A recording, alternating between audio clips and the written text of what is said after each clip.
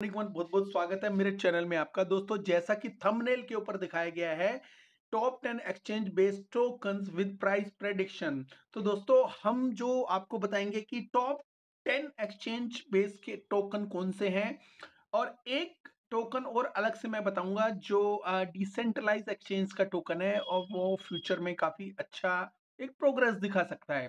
दोस्तों, वीडियो शुरू करने से पहले मैं आपको अपना एक डिस्क्लेमर दिखा देता हूँ। डिस्क्लेमर के हिसाब से, अगर कोई भी क्रिप्टो खरीदनी या बेचनी है तो अपनी एक रिसर्च कर लें, और अपनी रिसर्च करने के बाद ही उस क्रिप्टो को होल्ड करना है या सेल करना, अपना एक डिसीजन बनाए।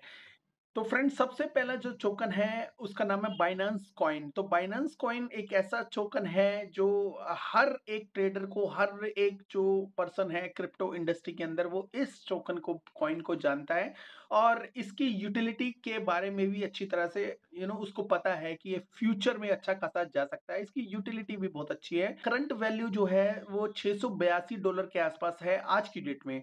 लेकिन जो एनालिसिस्ट होते हैं इसके बारे में ये कहते हैं कि $1500 से $2000 तक ये 2026 के अंदर जा सकता है। ऑफ कोर्स, जो प्राइस प्रेडिक्शन अगर देखा जाए तो बहुत अच्छा खासा एक मूव नहीं है। फ्यूचर में ये केवल और केवल 2000, मतलब समझ लो कि 2 ढाई गुना से 3 गुना के आसपास ही ये जा सकता है। बिकॉज ये एक्सचेंज के टोकन है और बाइनेंस के ऊपर रेगुलेशन भी है, और ये अपने टोकन को मैनिपुलेट नहीं कर सकते। यही रीजन है।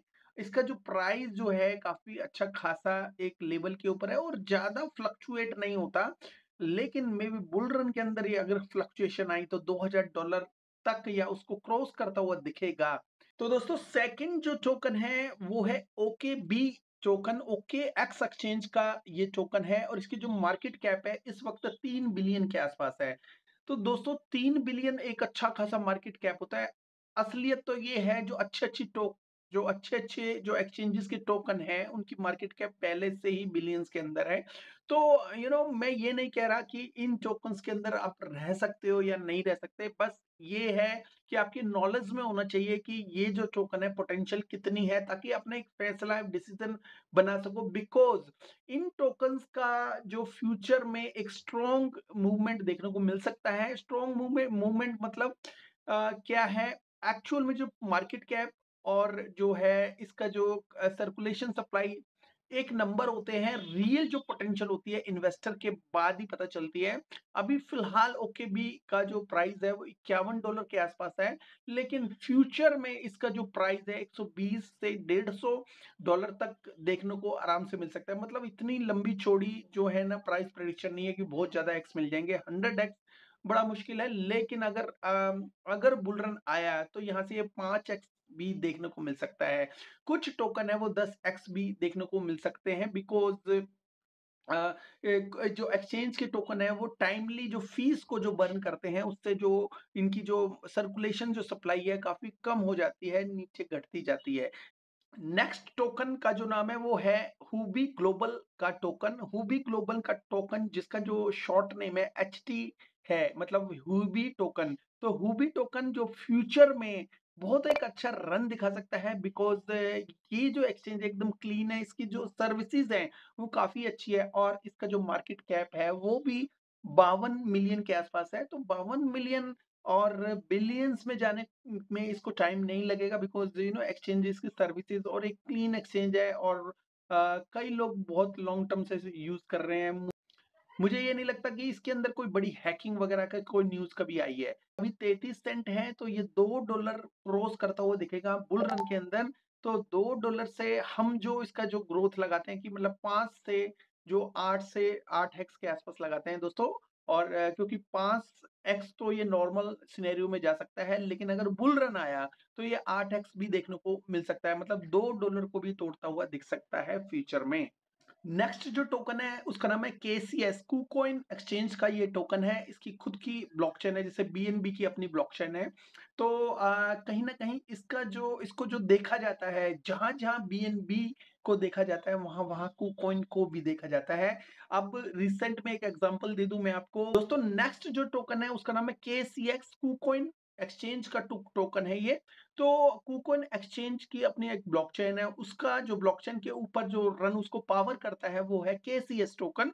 तो इसकी भी यूटिलिटी बहुत अच्छी है। एक्सचेंज के ऊपर इसका जो है इस वक्त जो प्राइस है वो $11 के आसपास चल रहा है, लेकिन फ्यूचर में इसका जो 40 से 50, 40, 30 से 40 तो ये नॉर्मल सिनेरियो में जा सकता है, लेकिन मुझे ऐसा लगता है कि $50 को भी आराम से क्रॉस कर सकता है नेक्स्ट बुल रन के अंदर, जो 2025-2026 के अंदर आ सकता है। तो नेक्स्ट जो टोकन है FTX एक्सचेंज का टोकन है।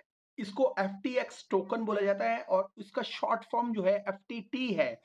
तो एफटीटी टोकन जो है, लास्ट टाइम इसके अंदर काफी सारी रेगुलेटरी से रिलेटेड प्रॉब्लम आई थी।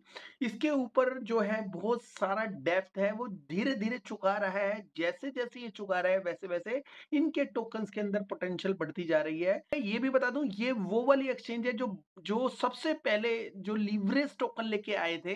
जैसे जो नॉर्मल टोकन कोई बाय करता है और लीवरेज टोकन बाय करता है, तो लीवरेज टोकन के अंदर 10x, 15x, 20x ऐसे लीवरेज मिलती थी।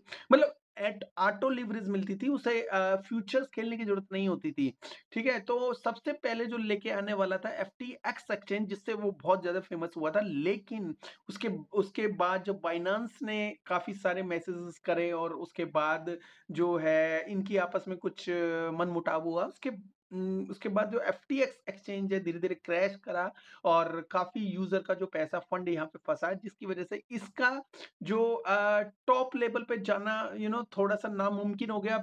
पहले बोलते थे कि FTX एक्सचेंज जो है फ्यूचर में बाइनांस एक्सचेंज को पीछे कर देगी, और ऐसा जो काफी सारे ट्रेडर भी सोचते थे, लेकिन अचानक एक जस्ट एन एक्सीडेंट हो गया, जिसकी वजह से ये जो है ऑलमोस्ट डेड हो गई है। और डेड होने के बाद ये धीरे धीरे उठना इसने शुरू किया है।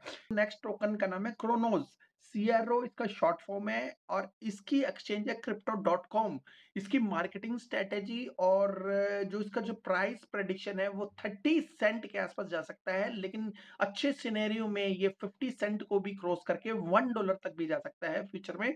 बाकी डिपेंड करता है ये किस तरह से इसको मार्केट करते हैं। दोस्तों नेक्स्ट जो टोकन है उसका नाम है गेट। तो GT इसका शॉर्ट फॉर्म है। गेट.io जो एक्सचेंज है उसका ये टोकन है, और ये टोकन की पोटेंशियल फ्यूचर के अंदर $100 भी जा सकती है, लेकिन नॉर्मल सिनेरियो में इसका जो प्राइस 50 से $70 ही है।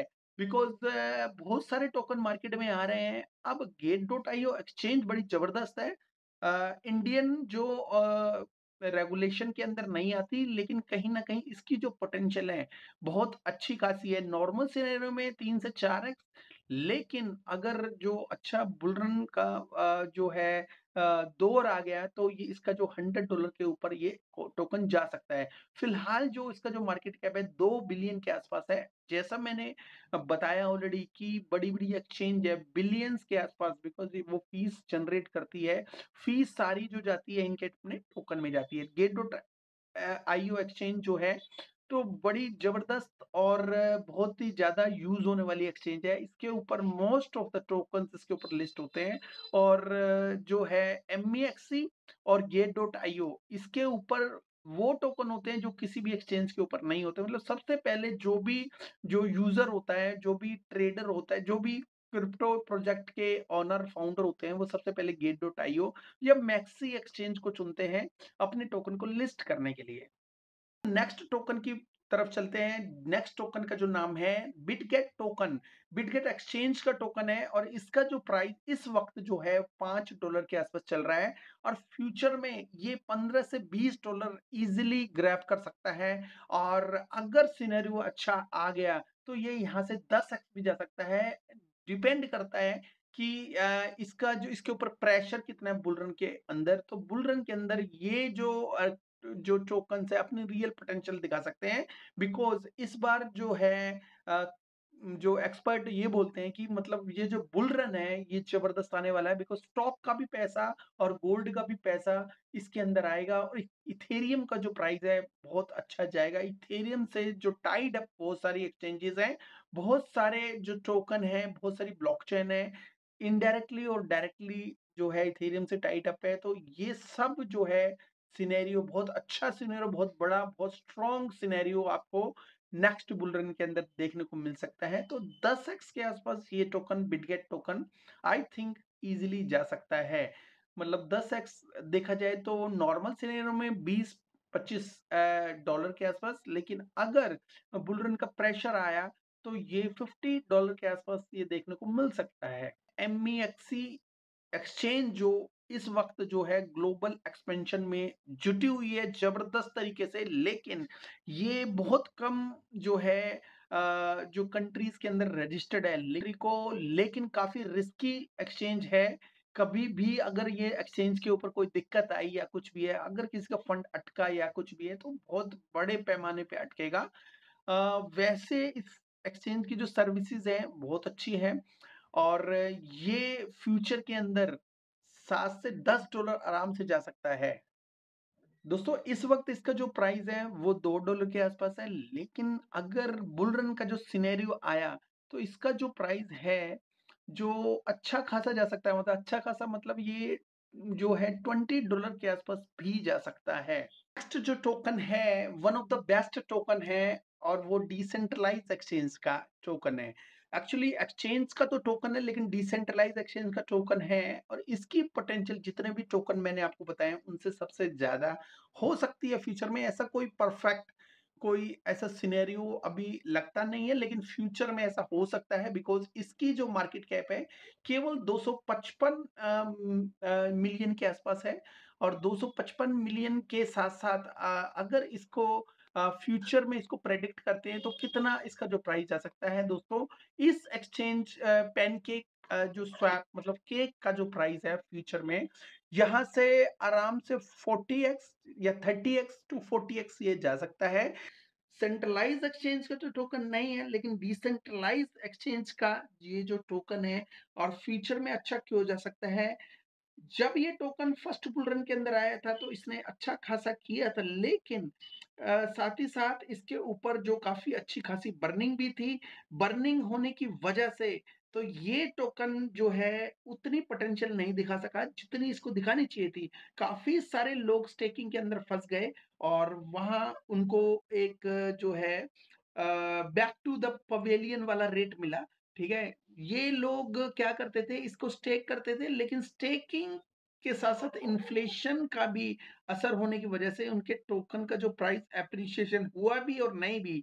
हुआ कैसे, स्टेकिंग की वजह से एप्रिसिएशन तो हुआ, लेकिन उसका जो प्राइस जो फॉल हुआ उसकी वजह से उनको इतना ज्यादा बेनिफिट नहीं हुआ। ठीक है, अब लास्ट टाइम इन्होंने अपने जो इकोसिस्टोकोनॉमिक्स को इन्होंने अपडेट किया था, उसके अंदर पहले जो इन्फ्लेशन था और उसको चेंज करके अब के जो इकोसिस्टम के अंदर इन्होंने डिफ्लेशन, मतलब इनका टोकन जो है डिफ्लेशनरी हो गया। डिफ्लेशनरी जो टोकन होते हैं कहीं ना कहीं उनके अंदर एक स्टेबिलिटी के साथ साथ अपसाइड जाने की जो पावर होती है बहुत ज्यादा होती है। तो पैनकेक स्वैप से रिलेटेड अगर वीडियो देखने हैं मेरे, तो आप देख सकते हो मेरे पुराने वीडियो, उसके अंदर मैंने इसके टोकनॉमिक्स की अपडेट से रिलेटेड सारी जानकारी दी है, उसको भी देख सकते हो। लेकिन हाँ, आप इसकी पोटेंशियल को नजरअंदाज मत करना, बिकॉज पैनकेक स्वैप का जो केक टोकन है बहुत ही जबरदस्त जा सकता है। और जितने भी मैंने अभी आपको टोकन बताए हैं उन टोकन्स में एक प्रॉब्लम है, वो प्रॉब्लम रेगुलेटरी का इशू है। बाइनेंस के ऊपर जो रेगुलेटरी की अथॉरिटी ने जो इसके ऊपर जांच करी थी, जो भी चीजें पाई थी, उसके पाने के बाद आपको पता है सीजेड 2 साल के आसपास जो है जेल में भी रहा था। अब वो बाहर निकला है। अब उससे जो सारी एक्सचेंजेस सीखती है कि भाई अगर इन्होंने ये चीज की तो उनके साथ भी ऐसा हो सकता है। तो कहीं ना कहीं जो इनसाइडर ट्रेडिंग या किसी और तरह की जो चीजें नहीं करेंगे जिससे वो एक्सचेंजेस मुसीबत में आए। ठीक है, प्राइस जो है, प्राइस प्राइस को बढ़ाने का की कोशिश कोई भी एक्सचेंज नहीं करेगी शायद, लेकिन डिसेंट्रलाइज इकोसिस्टम जब सामने आते हैं तो कहीं ना कहीं जो बर्निंग का एक टच मिलता है और पोटेंशियल मिलती है, तो आई थिंक जो है पैनकेक स्वैप ये कर सकती है।